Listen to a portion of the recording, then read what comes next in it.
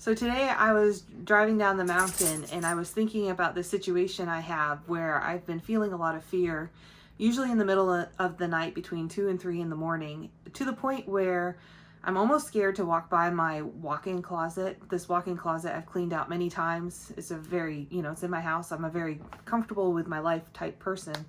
And I've been experiencing a lot of fear. And instead of praying the fear away, I've started telling God, even when I go through hell, I believe that you are going to be there with me, that you're going to guide me through this situation, whatever it may be.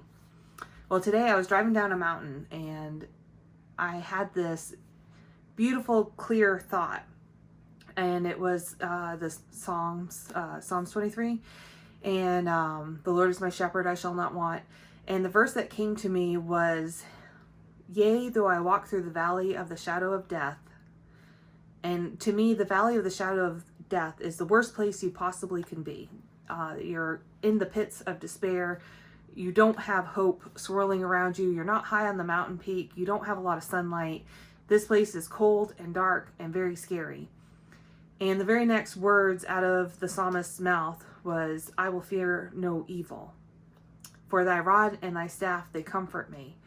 And as a child, I've always been taught that the shepherd's rod and staff were to correct the sheep. If the sheep started wandering out, he would beat them. If they started, going in the wrong direction, he'd hook it around their neck and drag them back into the fold.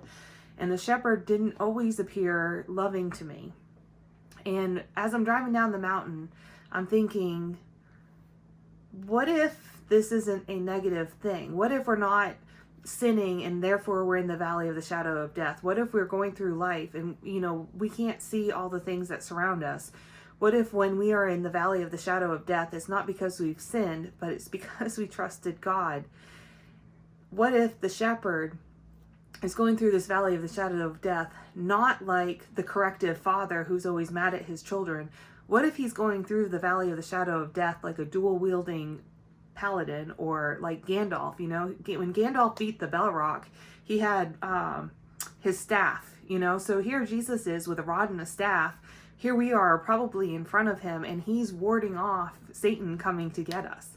And that's why we don't fear evil, because it says, for thou art with me. The very next part is thou art with me.